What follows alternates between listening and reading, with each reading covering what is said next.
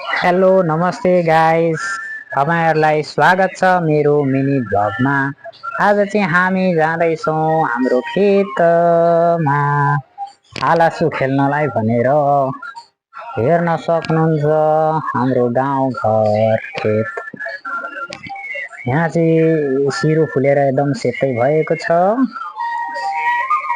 यता हरियाली मकैबारी छ है गाइस, हेर्न सक्नुहुन्छ हाम्रो खेतबारी।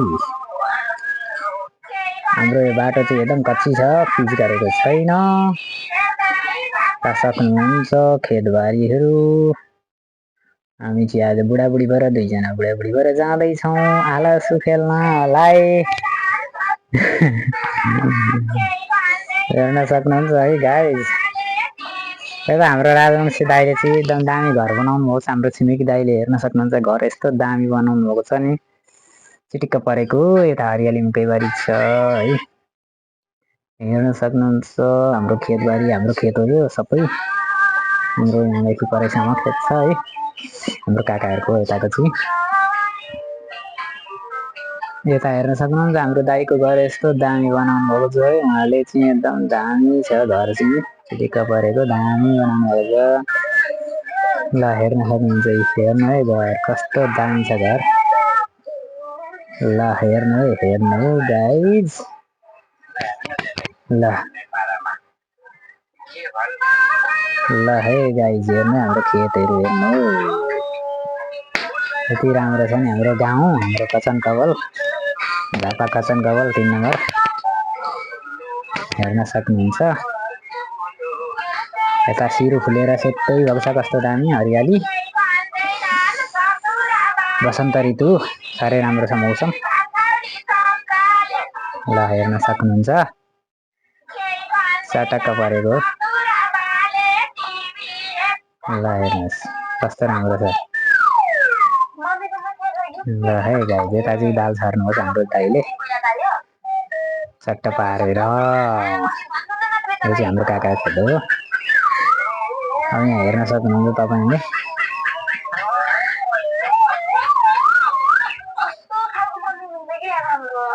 ल हेर्नुहोस् गाइस हाम्रो खेतबारी, हेर्नुहोस् खेतबारी। सिरु फुलेर सेतै भएको छ गाइस। बाटोबाट उहाँ हेर्नु पर हाँडखोड, दुईटा हाँडखोड भयो। हाम्रोतिर चाहिँ यसलाई हाँडखोड भन्छ है गाइस, हाँडखोड। हेर्न सक्नुहुन्छ हाँडखोड हो दुईटा बसिरहेको। तपाईँहरूकोतिर चाहिँ के भन्छ होला कमेन्ट गर्नु है। हाम्रोतिर चाहिँ हाँडखोड भन्छ। ल हेर्नु है, ल हेर्नुहोस् गाइस, ल हेर्नुहोस्। ल है हेर्नुहोस् सिरु फुलेर सेतै भएको छ क्या, सेतै सिरु फुलेर सेतै कस्तो राम्रो हेर्न सक्नुहुन्छ। यो बाटो पिच कहिले गर्ने हो? पिच गर्दै चाहिँ हुन्थ्यो राम्रो, पिच भएको छैन। 25 वर्ष भइसक्यो पिच गरेको छैन गाइस। के भन्नु, बाटो यस्तैमा हिँड्नु परेको छ हामीले। हेर्न सक्नुहुन्छ गाइस। अब चाहिँ हाम्रो खेत आयो है। यहाँ आलस पाकेर छ, भाइ हाम्रो दाइको आलस पाकिरहेछ मजाले। मकैबारी छ यता छेउमा। यता चाहिँ हाम्रो खेत पर्यो, यता यो साइड चाहिँ हाम्रो खेत है। यताको काकाको भयो, यो चाहिँ काकाको भयो, हाम्रो यो भयो है।